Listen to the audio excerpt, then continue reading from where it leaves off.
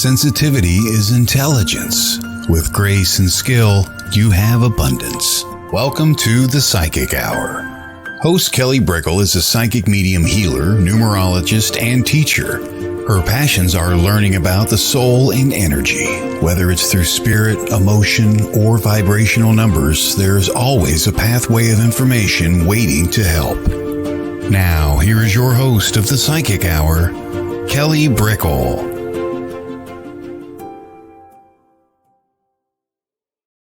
Hi, everybody. Welcome to the Psychic Hour on WLTKDB. I'm Kelly Brickle, and we are talking about all things psychic, mediumship, intuition, spirituality. That's what the show is about. And we have the interview show today, and we have psychic medium and animal communicator Natalie Lucia on today. And so we're going to be diving into her experiences and how she came on her journey, and just if you have a question along the way, pop it down and we'll talk about it.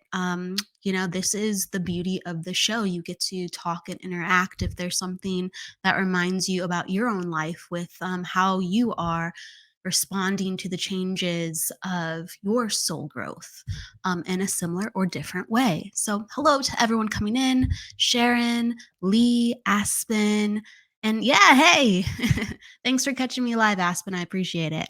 It's great to see you. So the topic of the day is about committing to decisions. We always have a topic of the day, and sometimes it's very, philosophical, and usually it's always philosophical, but, sometimes it's more just like life, hands-on life stuff, and sometimes it's more just development. How does our development look? So you can apply it to however you like, but committing to decisions.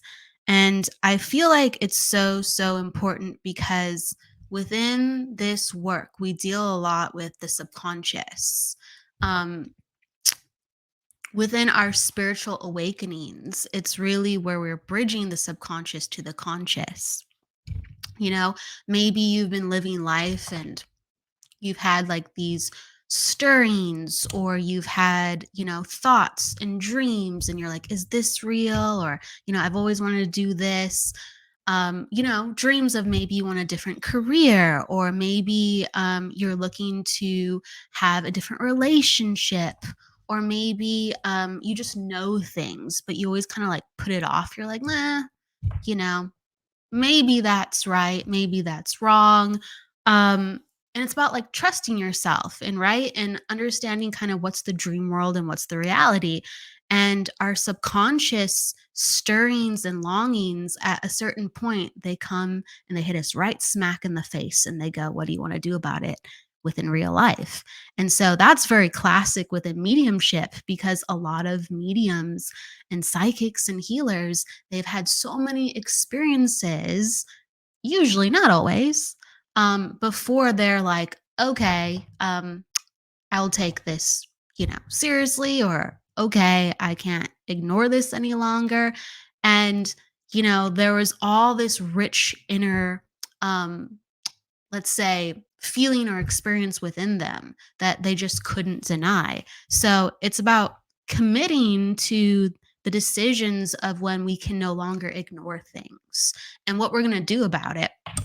And, we're human. It's not just like, okay, I have a realization. Now I'm making a 180, change to my life. That does happen. Great. Like, pat yourself on the back if you can do that. But usually it's like, an unfoldment of, okay, well, I have this knowledge now. What do I do with it? And I really think that there comes a time within all of our lives where we become 100% committed to the decision. So could be 10% at first, could be 80%, but that 100% commitment is no, I can't see it any other way, right? Like someone could be like very charismatic or manipulative, and you don't, trust them. And at first you're just like, you have like something in the pit of your stomach. You're like, there's something that doesn't sit right, but I trust them. So like, 80% of it doesn't seem right, but there comes a point where you just smack dab hit over the head and you're like, no, 100%, I cannot trust this person. There reaches a point for you. Or, within your career, like maybe you 80% love your job. That seems good enough in a lot of, you know, considerations. 80% you love your job, even 90% you love your job. That's actually, it doesn't sound always so bad on paper. It doesn't sound always so bad in our head, like, oh, I 90%, like, I just love and adore this person, and, making excuses and so many different ways to look at life, right? But there comes a time where you're just like, 100%, I can't be in this job anymore. I need this. Maybe I like some of the stuff in it, but I need this. And when you have that commitment where your soul can't go back anymore, that's when the change really starts to happen. And you're kind of like tested, and when you're 100%, because when you're tested, you're like, I'm this person now. Or yeah, might be nice, but sorry, no, boundary non-negotiable. So we know when we reach certain points, and you could be in your journey, we're all in our journey, like 1% in this category, 10% in that category. Like, think about it, like, where are you on your health journey? Where are you in your relationship journey? Where are you in your friends and friendship and family journey? Okay, like, we're all going through stuff where we're willing to put up with things, or we're kind of just comprehending and still understanding things. My throat wants to make noises. There we go. That's always fun when your throat gets all raspy when you're talking. So with family and friends, there's certain things where, or any category within our life where we're still coming to grips with things, like on a spiritual, mental, emotional level.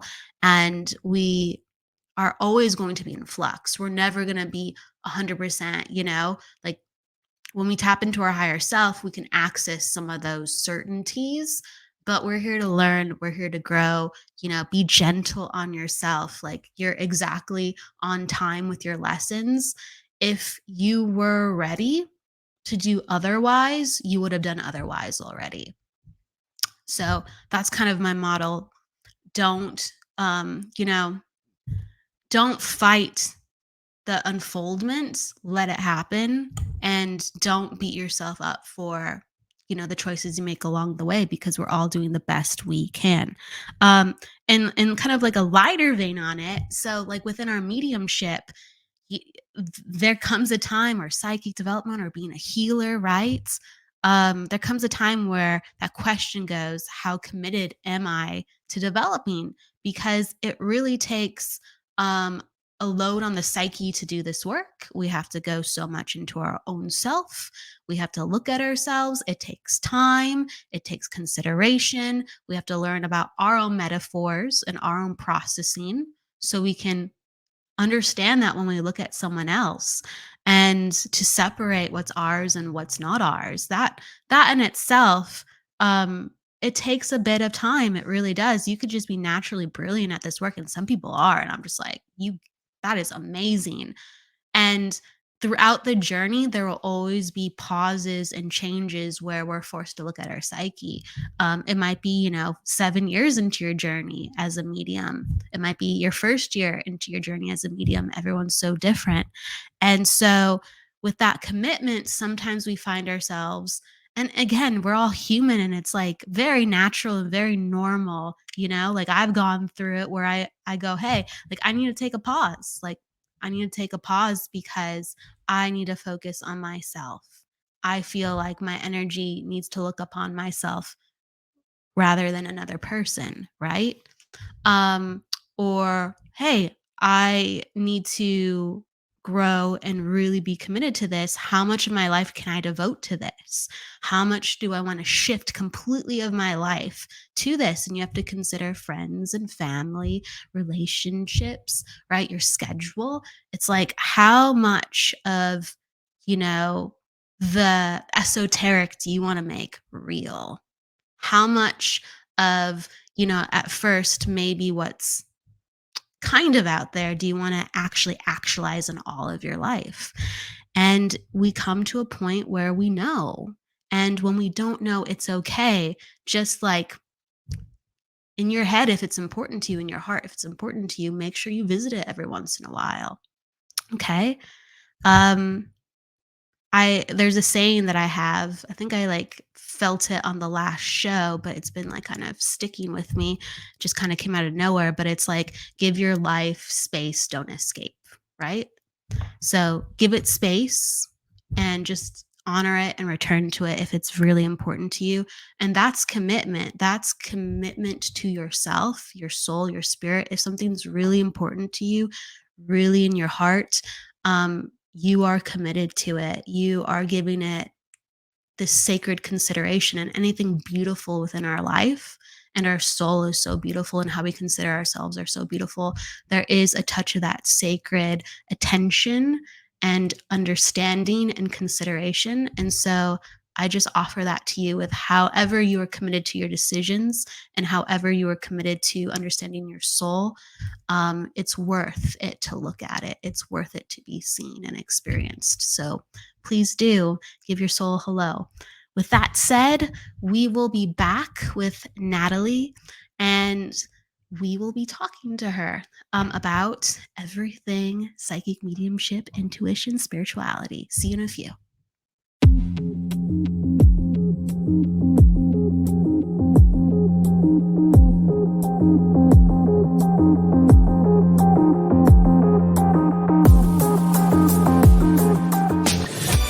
Want to see your video here? Sponsor WLTK DB Talk Radio and watch us make that happen. With your paid sponsorship of $80, you receive a professional produced audio, video, and banner placement on our station. Not only does your sponsorship air during our live shows, but also replayed on our podcast and heard by hundreds of like-minded people. Visit WLTKDB.com to get started and find out just how hard we work to get you noticed.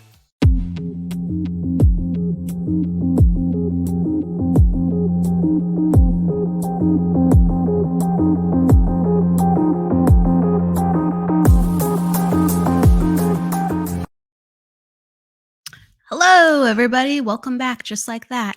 So let's bring Natalie Lucia in. Hey! Hey, how Hello. are you? I'm doing great. How are you? Doing great. Welcome, welcome. I want to introduce you to everyone.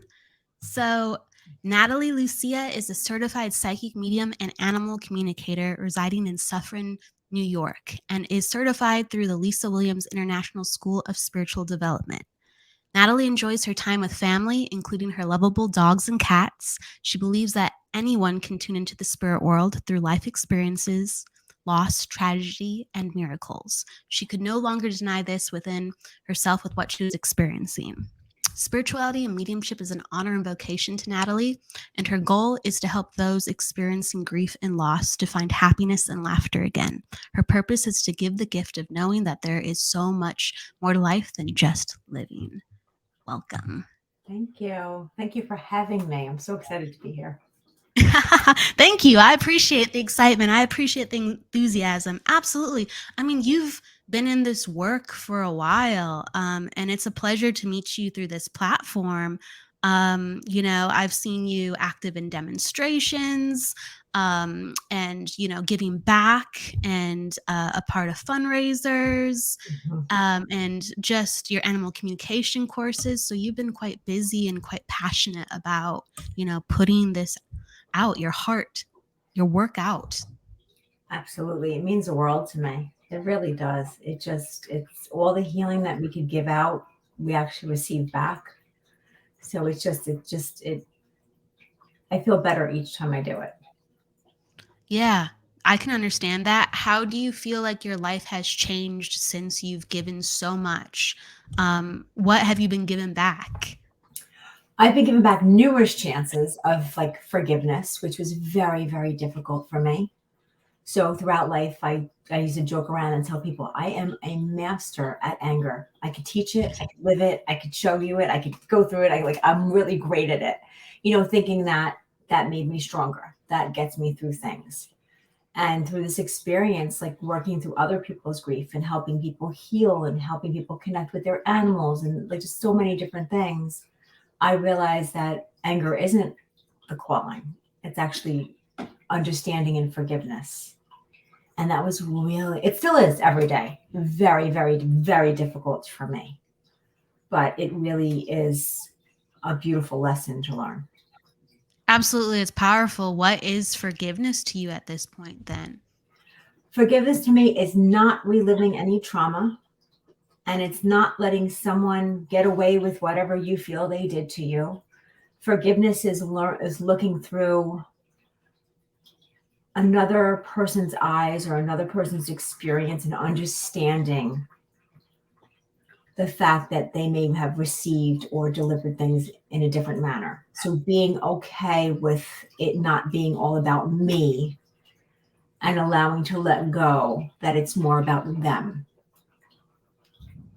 Absolutely, absolutely. And if I may ask you full circle too, what is your new understanding with anger?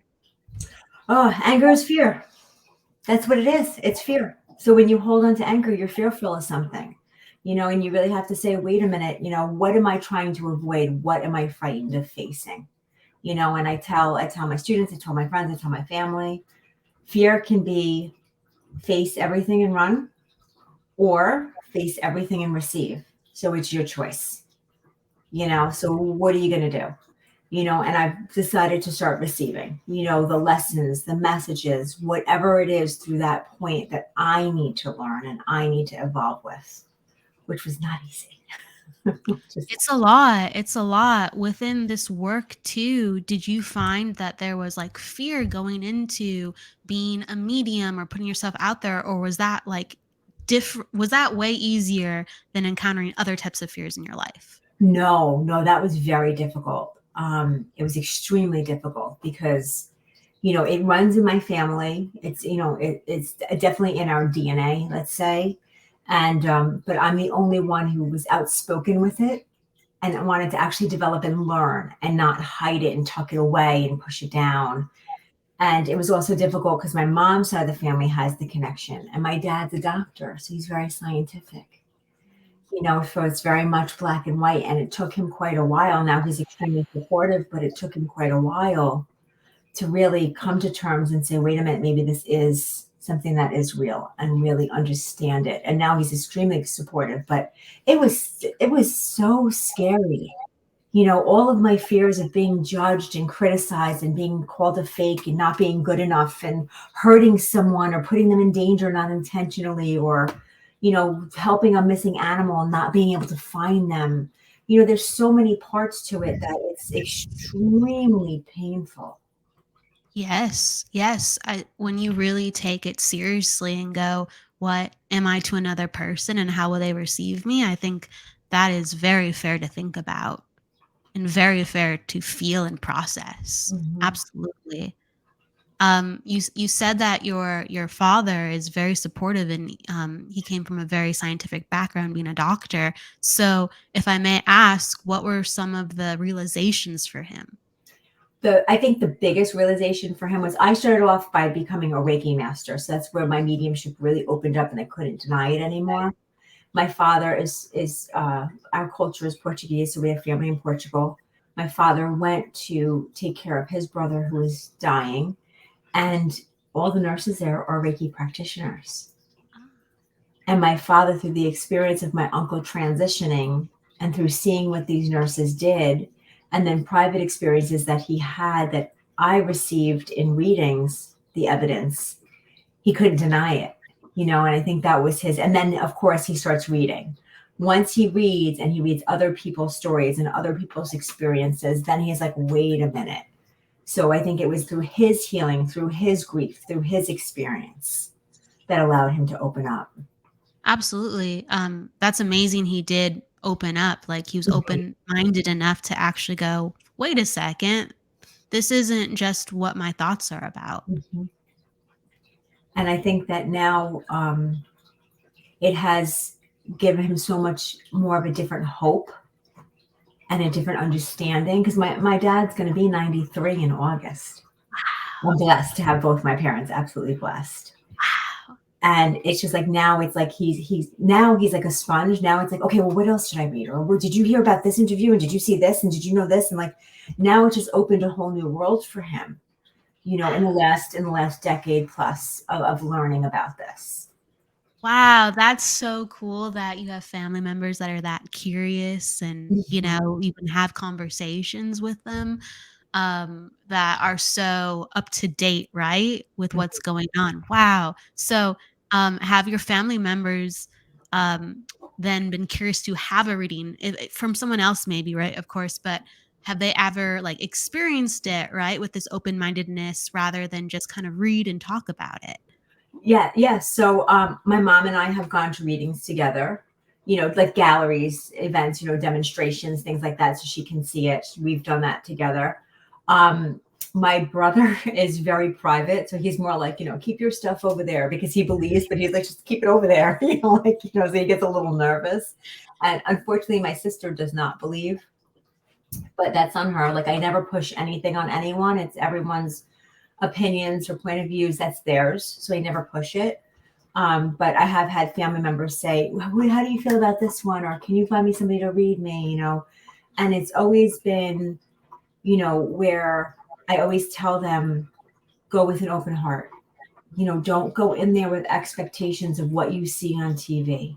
Go in there just open and ready to receive. And I have to say that my family members really do. I think they see how I am and how passionate I am, and how much it means to me. So they do go into readings and experiences like that, with an open heart, mind, and soul. That's the best advice you can give anyone. Yeah. Honestly, you can prepare, but just it's a heart thing. It really is. It really is. That's incredible. Oh, go ahead. No, I was just saying, I agree, and sometimes it's difficult. Like I tell people, sometimes they're like, oh, I've been trying to get a reading with you for a while and I can't.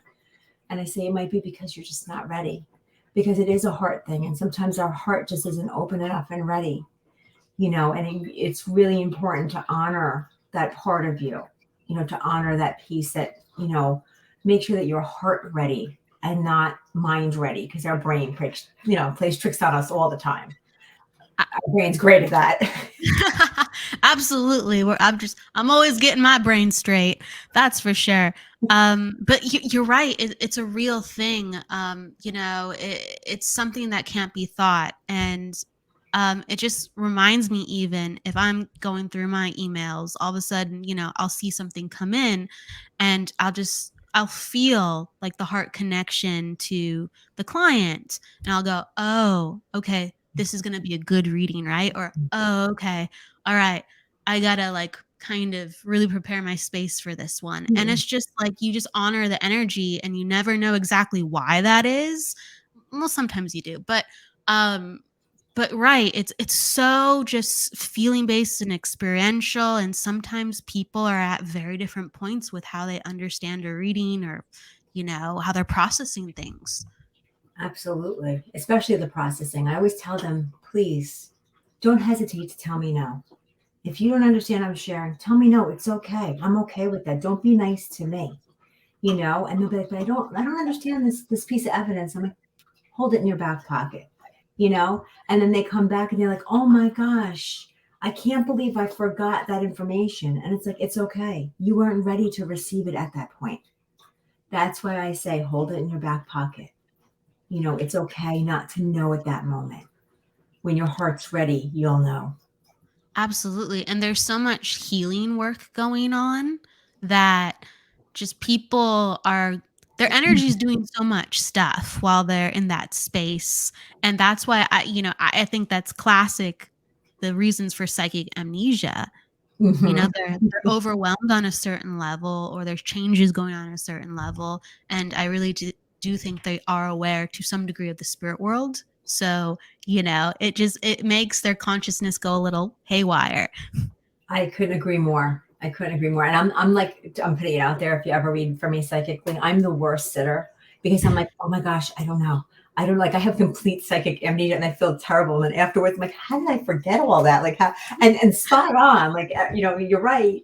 But I get so overwhelmed that I forget my own stuff because it is very overwhelming as a sitter, as the receiver of the reading. It is. It is. For so many different reasons. I think sometimes you can feel when someone feels like all eyes are on them too. Mhm. Just Mhm. like, relax. Yeah. It's okay. Okay, relax. Takes time.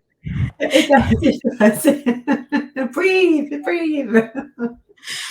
Yeah, breathe. Exactly, exactly. You mentioned being excuse me, you mentioned like Reiki. So, what are your experiences with Reiki? Because I have to learn more about your Reiki journey. So the funniest thing is that like I was sitting in the meditation circle and there's this pamphlet going around saying, "Hey, we're teaching Reiki this weekend. If you're interested, sign up for the class." And I was like, "Oh, I have no idea what that is. Sounds great. Let me sign up." Had no idea that this would open like a portal to a whole new world for me. I had never heard of it before. I didn't know anything about any kind of healing modalities or anything like that. And I have to say that I will never forget my first experience giving and receiving Reiki because it was one of those things that was just like, whoa, what is happening? And it's something you can't lie about because you can't make it up. Like you just can't make it up. And it really is, I feel personally that mediums, it's very important for us to go into healing as well, not only for our clients, but for ourselves also, because Yeah. energy gets stuck. And it's such a blessing for me to be able to just say, okay, let me take my time and let me self heal. Let me move that stuff out because you know what? I had 4 readings today, and today I had a heart attack, and I committed suicide, and I had cancer, and I was murdered, and like you have to get that stuff out. But even just everyday life, I feel like Reiki is or any kind of energy healing. It's just such a beautiful thing to be able to do that not enough of us are aware of or experienced in. Yeah, it's very helpful. I mean, there's energies present that are more than what we could ever imagine. Like maybe we're great at self-care and self-healing, but when we come into contact with something so much greater than our own consciousness, there's these things that come about and we're like, like I needed that. I could have never done that by Mhm. myself. Oh, yeah. Yeah. And it is extraordinary. How did then your psychic and mediumship and animal communication awareness develop through like having the energetic experiences of Reiki? I would be performing Reiki on clients and I would be getting messages. And I'll never forget this because one of the most difficult readings that I ever have to give, or I shouldn't say have to give, but am given the ability to give, is a loss of a child, a parent with a loss of a child. I mean, that's just something that is just inexplainable. There's no words for it. And one of my clients that I was working on, she had lost a child. And I was just doing my thing with Reiki, and I kept hearing this name over and over again, kept hearing it. And after the third session with her, where we became more personal with each other, I asked her, "Do you understand this name?" And she started hysterical crying. That was her child's name. And it was just like, for me, it was extremely overwhelming because I felt like, oh my gosh, what did I do? And for her, it was extremely peaceful because she was like, I couldn't have known her daughter's first name. I couldn't have known this, And that was one of the most wide awakening moments because I realized, yes, loss of a child is so tragic, but it's not really a forever loss because they're still around. Absolutely. And she Absolutely. changed from that moment. Like not that she was 100% better, but you could just see such a huge shift in that small moment of me asking her who this person was. Profound. It's profound. And you were able to access that so naturally by Mhm. doing a Reiki session. So I would imagine you started to understand very quickly, like I'm a medium through just being a healer. It's developing very quickly this Which was very scary. direction. I was like, whoa, what just happened? Like, where do I go from here? And that's where the animals came in, because I've always known there was something there for me. I didn't understand mediumship to the point that I always thought that you had to be special to become a medium or a psychic. You were like chosen, which isn't true, because I'm not special, but I have this tremendous animals are my life. Like, I just love animals. And when I realized that Reiki can help animals, that's where the door opened for them, because then it was learning to heal animals, and then it was animal communication, and then it was just developing more and more and more with all 3 points, psychic, mediumship, and animal communication. So it's amazing how sitting in a meditation circle just to get a break from the real world for every other week for an hour opened up this door to a life that I could have never imagined. Yeah, I believe it though. If I may ask, so what do you feel like some of the biggest differences are when you're doing an animal soul connection versus a human soul connection? Oh, there's a big difference. Animals have unconditional love, and we don't have any kind of conflict usually with animals. And they are straightforward, and they understand when they're physically here, they understand the spirit world. They understand transitioning. They understand what's going on. So they know already they're connected to Mother Nature and all of our loved ones in the spirit world, they're connected. When it comes to people, there's anger, there's fear, there's arguing, there's conflict, there's so much going on. There's regret, there's sorrow, there's sadness. So connecting with people on the other side, not that they're carrying those emotions with them, but in order for us to understand who they were when they were here in the physical world, we have to connect with those experiences. Absolutely. Absolutely. So that's the biggest difference between the two, where an animal comes in, it's like, hey, what's up? And a human's like, oof, let me just show you my pain points first, so it's really me. Oh, yeah. Very well said. Yes. Very well said. Yeah. I would imagine like a cat or a dog doesn't come in and say like, what the heck? Why'd you move my water bowl one time in 2017? Exactly. Remember that time where you changed my food? They come in like that. Let me tell you something. Which cats, I have to say, I always laugh at reading cats, because cats are also like cats and dogs. I read all animals, but cats and dogs are very different, just like they are here in the physical world. Cats have no filter. Like, they don't care at all, and they don't stop. Sometimes I have to be like, okay, reading's over. You have to stop. It's time for you to go with your loved one. Like, leave me be now, And cats are like, wait, one more thing, like, let me just tell you this. And I heard this. And I'm like, oh my gosh, no, you got to stop. Where dogs are like, okay, bye. It's so funny. I would have never expected that. Oh my, that makes sense though. That's hilarious. Wow. So cats have no filter. So what else do they not filter? They don't filter anything. Like, dogs will, like, what we don't realize is that, like, we can have phone conversations on the phone, and the dog will be in the room. And they don't realize that when we're having conversations, what I explain to people is we're like giving off light, and that they could feel those emotions and see what's happening. So the dog can relay the information, saying on the phone, like, I'll see a phone, I'll see a name, and I'll say, like, I'll see the word gossip. And I'm like, oh my gosh, were you gossiping on the phone with your, like, sister today? And they're like, how did you know? I'm like, your dog is telling me. Like, there's no secrets, like, they're like, oh my God, And not that the dog understands what gossip is. It's just the relaying of what they're receiving while we're doing this. So That makes sense. Different. So, wow. Okay. So the cats will just serve it up. They'll just serve it up. And they just like, this is what's going on. This is what's going on. Yeah. They're like, I have an ache in my left side. Can you please tell her to call the vet? Not that one, but the other one, because I don't like that one, because that one talks too much. Like, they don't care. They really don't care. Do you find that animals have that unconditional love towards each other? Or is it more so like a special relationship with humans? That's a great question. I think that animals have a different relationship with one another because they come here, I feel, in order to pursue the lessons that need to be learned from us.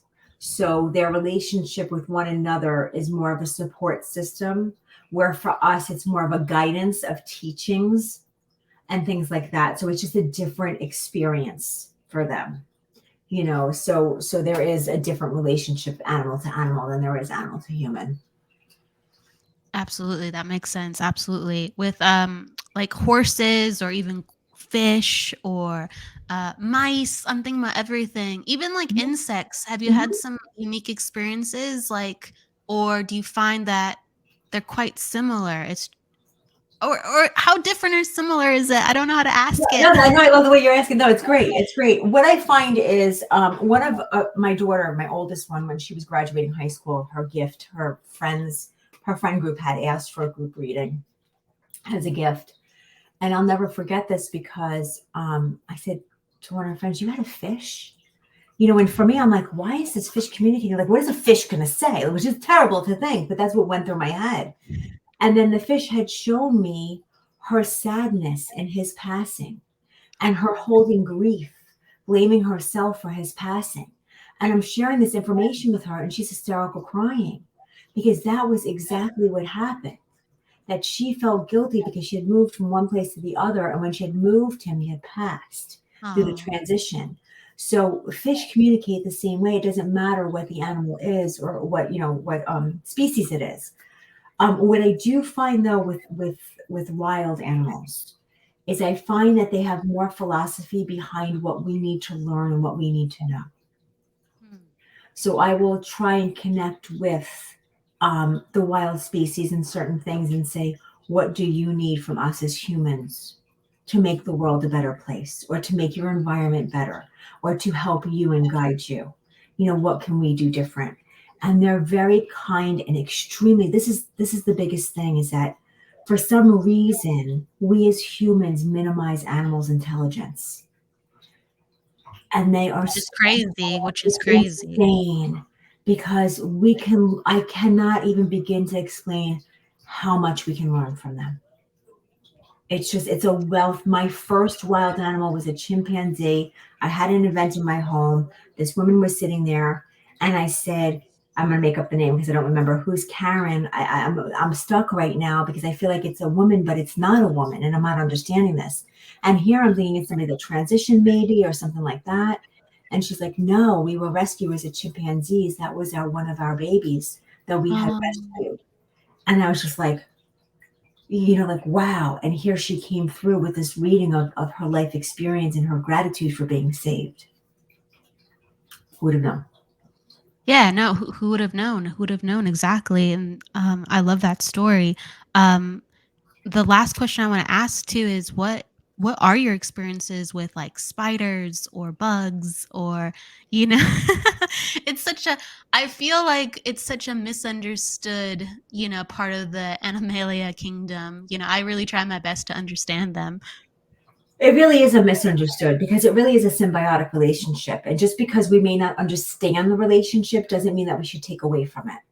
That's Right. really how I feel, and my kids laugh at me because one day I'm like laying in bed and the spider comes down from the ceiling on a web. It just stops. And my kids are like, we're out, like they're out of the room. It took off. I'm like, really? I'm like, it's this big, And I just sat there for a minute and I just like thought to myself, like, what's happening here? Like, well, what are you here for? And it wasn't here for anything. It was just kind of like a hello, like a thank you. So sometimes their presence doesn't have to be because it's a lesson or they want to share something or they want to show something. Sometimes it's just like, hey, thank you for noticing me. Thank you for seeing me, And it's just, we owe insects so much because we don't see what they do. We don't see how they help. Yeah. It's giving me like the kind of feeling of like thank you for surrendering and not trying to control me being here. Mm-hmm. It's kind of leading me into the whole surrendering feeling. I can understand that. What are some of the greatest, I guess, lessons that you have learned with surrendering? Oh, Oof. surrender was impossible for me. Not impossible, but it was so difficult because I really believed that I had to control everything. And the biggest lesson for me with surrender was that once you do let go, the outcome to get to that end result of where you want to go is so much easier. And it's like, why do we have to fight everything? So if you just let it be, sit with the pain, sit with the fear, sit with the excitement, sit with the gratitude, sit with the happiness, just sit with it and just allow and be present, your next steps are right there unfolding in a manner that they need to. If you don't do that, you're going to get to the same end zone. It's just going to be more difficult and take more time. And time is one thing that can be taken away from you that you will never get back. Yeah. Yeah. Sometimes we wait so long. Do you ever feel like you're not sure about your boundaries with surrendering? Oh yeah. Sometimes I don't know if you ever read The Surrender Experiment by Michael A. Singer. No, I don't think I have. Oh my gosh, you have to read it. It's the same author as The will. Untethered Soul. So it's the same author as The Untethered Soul. And it's so funny because his whole book is about surrendering. And this is, it's where like sometimes I'm like, oh my gosh, I can't surrender. Like, how could that's insane. You can't surrender this. Like, oh my God, absolutely. And you have to read this book because in the book, while I'm reading it, I'm yelling at him going, are you out of your mind? Are you really going to surrender the situation? Like, no, like I'm yelling at this man that I don't know reading this book, So sometimes, yes, sometimes I find myself saying, this is really stupid to surrender. You could really get hurt, put yourself in danger, or something could come out bad, or something bad can happen. But we have to remember that's the brain. And the brain is not nice to us. The brain is what tells us everything we could do wrong and how we should quit and how we should go the other way and how we should do this, that, and the other. So it's like, it's okay to take it to that edge, to surrender. It's okay to go there. And within your readings, how do you find yourself surrendering most often?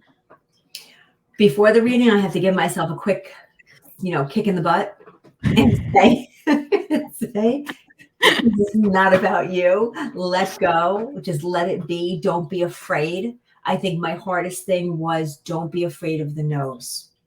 Through a lot of practice and a lot of teachings and a lot of experience, I have learned to accept the no's and say thank you for that. And then go back and go to the spirit world and say, hey, listen, I'm surrendering to this no. So if it's really not a no and it's a yes, or it's an I don't know, help me to unpack this. I'm letting go and letting you take the wheel, Yes.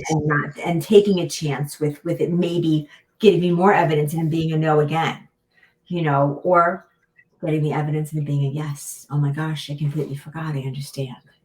Yes. That's a pretty big full circle if that was the number one thing you were afraid of, the no's, and now you're like, just sit back with it. Just it's okay.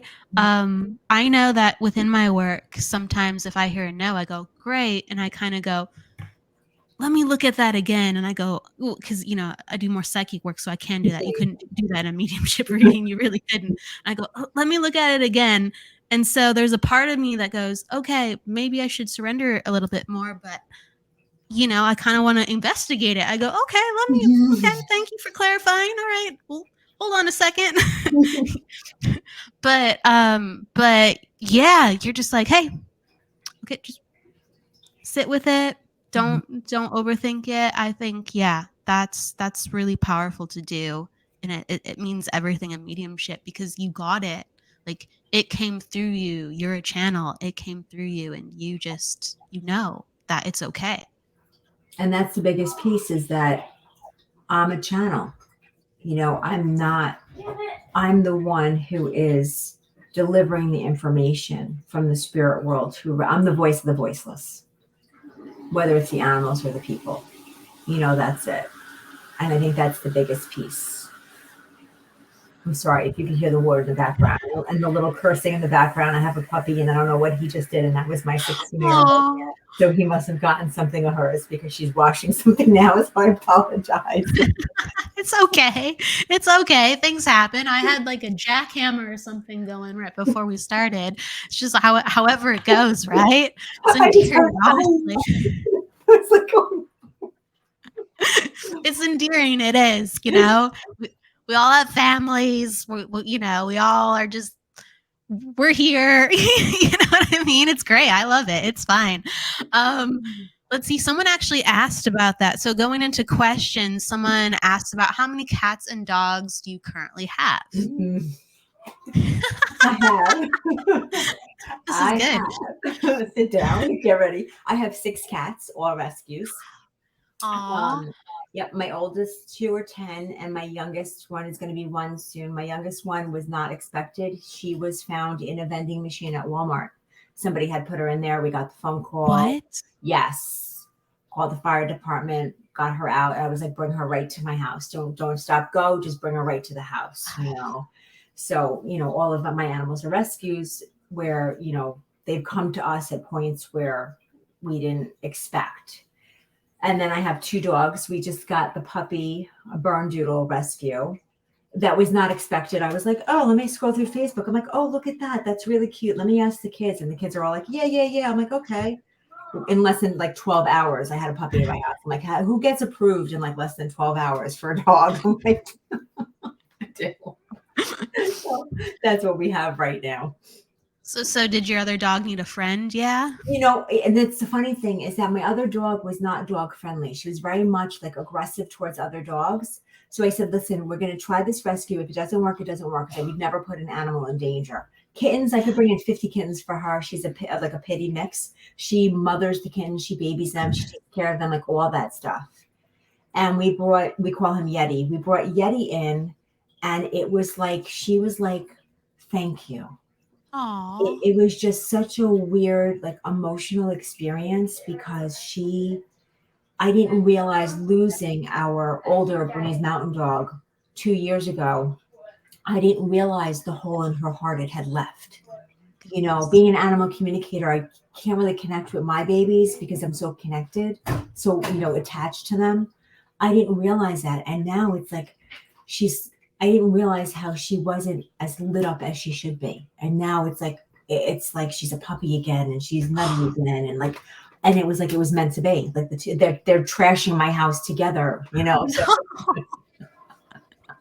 So it's just like just knocking things over and destroying things. Oh my gosh. Exactly. Oh my goodness. No, but we learn so much about family and ourselves through just animals, because animals being our babies, you know, it's just mirrors of lessons. And now I need to look for that in my own life, right? I wasn't aware of that energy that I missed. One of my, not to go on a tangent, but one of my cats, Karma, she was diagnosed with FIP, and FIP is deadly. And I was like, oh my gosh, like, you know, I got a divorce. I had to sell my dream house. I had to take the kids out. I had to move the animals. And now she's FIP. I'm like, what is happening here? Like, why is my life falling apart so much? And I was like, wait a minute. What are you doing? Like, why are you surrendering to her having FIP and not being able to be a survivor? So I went and I found an FIP survivors group. I found medication that's not approved, but I found it. And she is in remission right now. And she has no signs of FIP after 84 days of treatment. Yeah, it's amazing, some of the options that are out there now. But it's considered unconventional. Mm-hmm. And I mean, yeah, that's amazing that you did that for her. I don't know all the bits and pieces that go into that, but you didn't accept it. No, I didn't accept it. I couldn't lose her. And I wouldn't let her suffer either. So I want everyone to know who's watching. Like, I would never let my animals suffer if they were suffering. Right. But it was like, I knew she wanted to fight. And there is nothing that I mean, I would get a 3rd and 4th job for them if I had to fight the fight. Like, I adopt animals not for a season. I adopt them for a lifetime. I rescue them for a lifetime. Whatever I have to do, if I have to sell jewelry, I have to sell whatever it is, I will do it for my animals. And I knew that she had the fight in her. And it's like, it's so funny because now she's back. Like, she's my Karma again. You know, like, she's my baby. She's healthy. She's getting into trouble. She's stealing things from people, and she's doing her thing. She's doing what she does. And I'm like, I'm blessed, it's 84 days of treatment, 84 days of remission. And now once her blood work comes back in July, then she'll be considered healed if that works out, which I have faith it will. Yeah, I'm putting out a prayer for that. I love the way you put it. She's being herself. She's stealing things from people. It's great. It really is. She definitely is. She just so like, even my son was sitting on the couch. He's like, whoa. And I'm like, what's the matter? He's like, Karma's on the side. And she was like, boop, boop, boop. But he didn't know that she was there. So she like tapped him in the butt while he was like sitting on the couch. And he was like, what is that? Hey. She's like, I'm right down here. Boop, boop, boop. Let's go, right? I'll mess with you. That's great. I love animals too. So it's amazing. Talk about, committing to a decision. That was kind of the theme a little bit that came in before.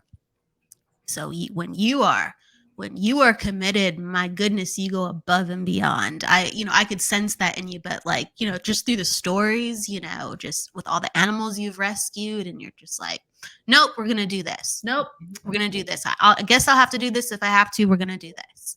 Yeah. I mean, there's no giving up. There's no giving up. And again, unless there was any pain, unless there was any suffering, I would never let them go through that. But I'm not the one who's going to ever give up on them.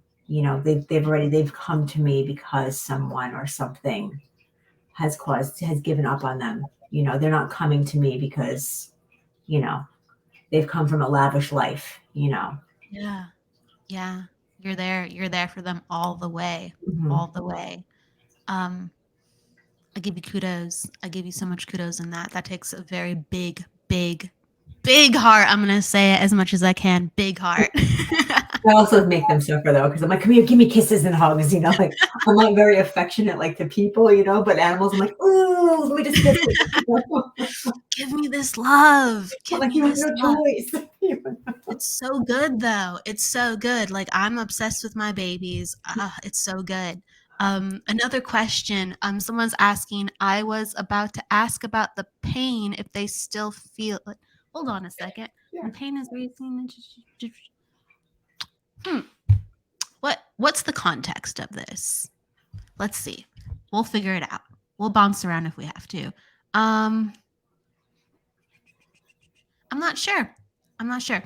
Aspen, if you're still out there, I love you so much. Let me know. You're probably typing as we were talking. And usually I know what you're talking about. I think, okay, she went and she said something else. When being the voice for the voiceless for a person who has passed, how would you go about shining a light into this world to one who may not be familiar with it? That's a great question.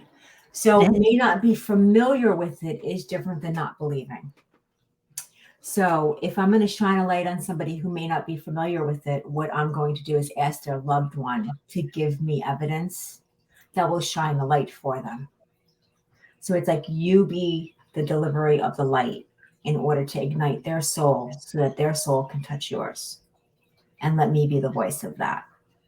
Because I personally am not the person to do that. It's your loved one on the other side.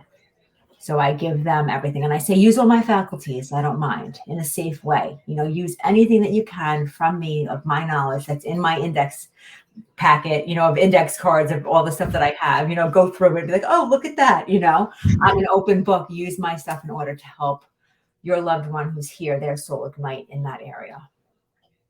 Yeah, you're that beautifully put. You're just, however someone needs something, you're going to be there, and you don't know what's coming. I think a lot of times that we go, okay, how can I do this because I want to like help you, but you're just saying, hey, I'm just here.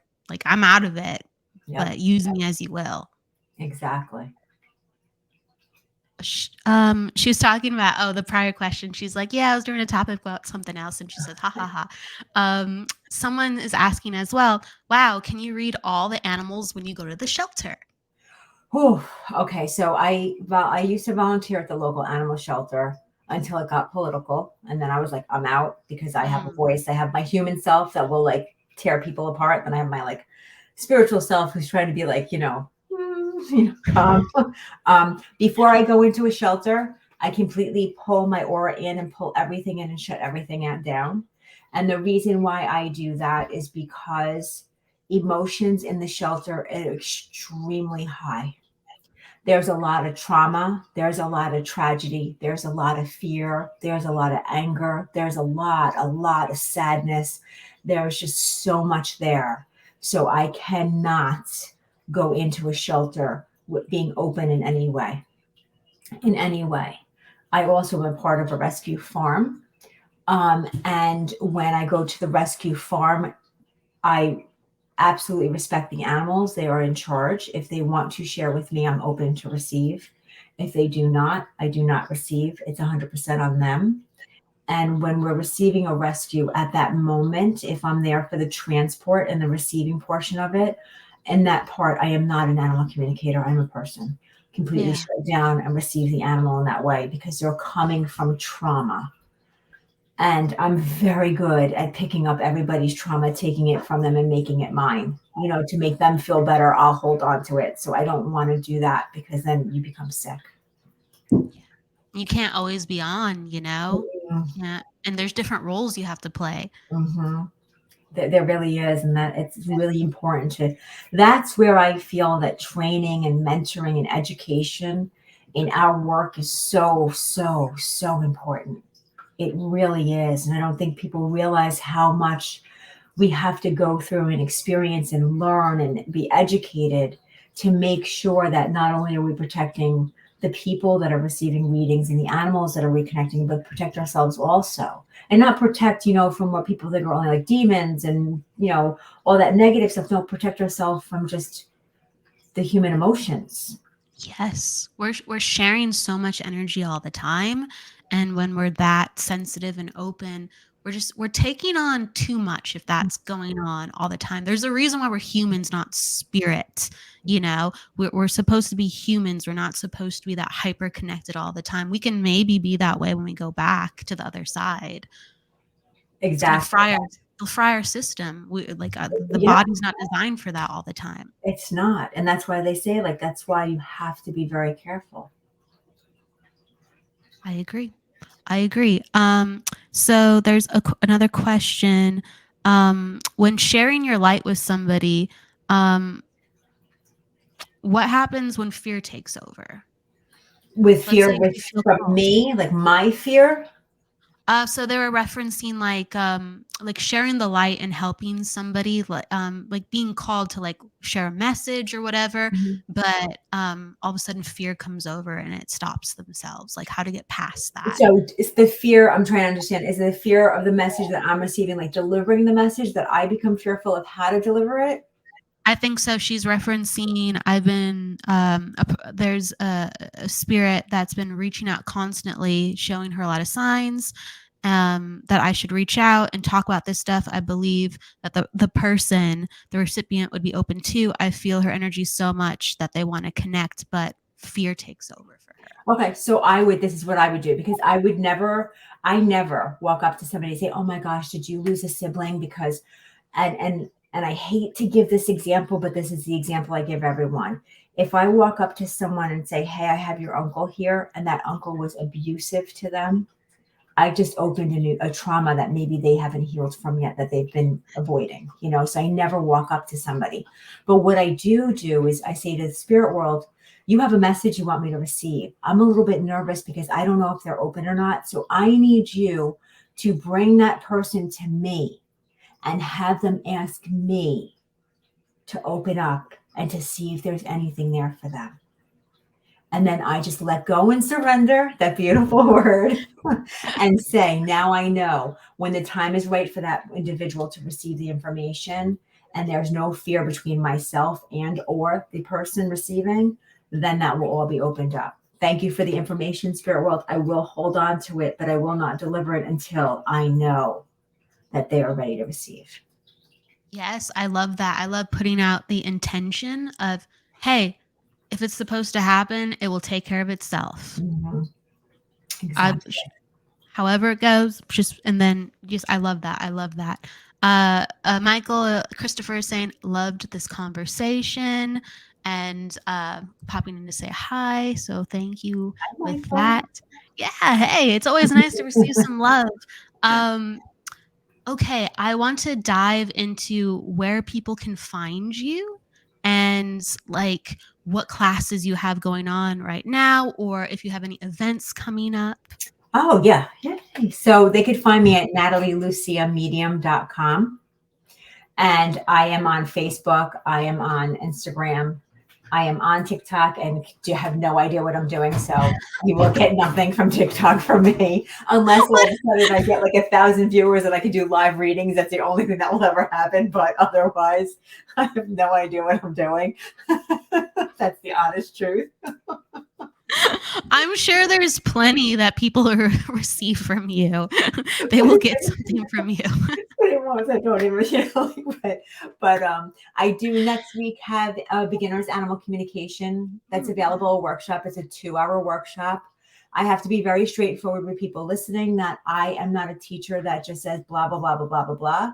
I'm like, listen, this is what I'm going to expose you to, and now you're going to do it. And I'm going to expose you to this, and now you're going to do it. So it's more about the experience than it is about me lecturing. So you have to be willing to participate in being a part of it and shock yourself going, how did that happen? Don't worry about how, just know it did, So I have an animal communication workshop coming up. There's 2 slots for it because I have a lot of people that are like in India and Australia and things like that. So there's 2 sections of that. Summer camp is coming up in August. I'll be doing a DEM with my dear friend Cindy Keza. So we'll be doing a DEM together in August. And there's going to be another DEM in August. There'll be a whole bunch of stuff I'm like, oh my gosh, what's everything that's going on? I can't even think right now. But there's a lot of stuff like on my Instagram and on my Facebook. You can see everything that's going on. There's a lot of wonderful stuff going on, classes, demonstrations. August sounds very busy and very amazing. Is that one of your favorite ways to work, demonstrating? I love demonstrating. I love it. And I love doing it with someone.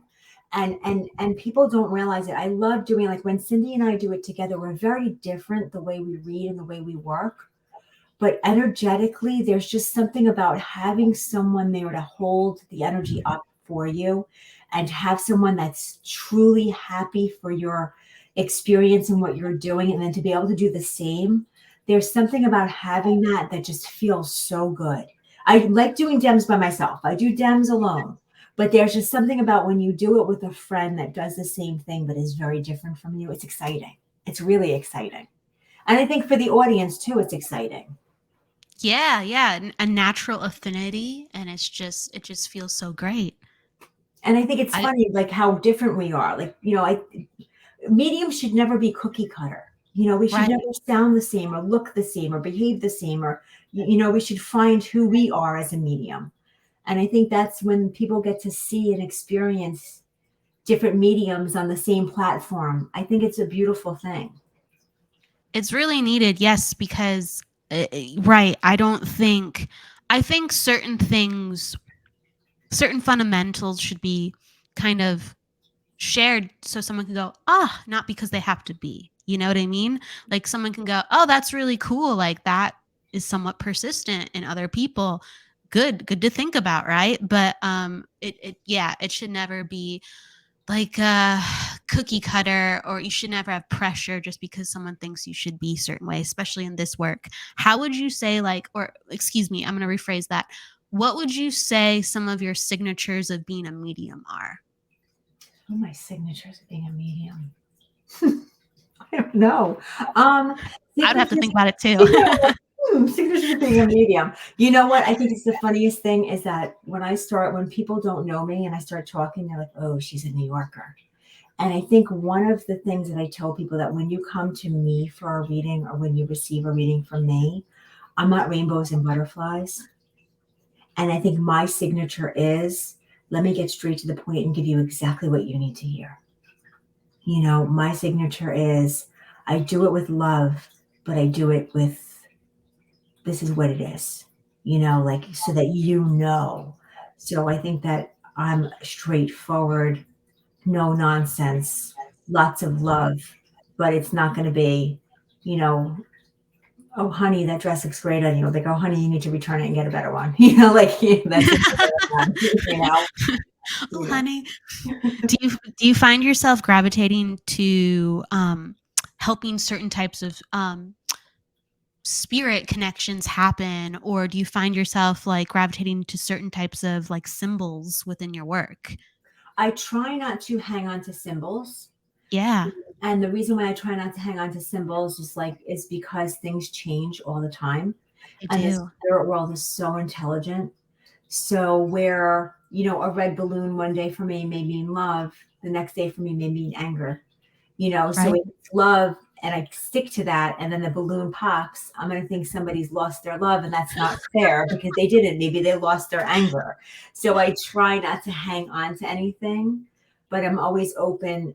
If I receive something from the spirit world, whether it's a symbol or a sign or something like that, that I don't understand, after my readings, I say, okay, now teach me.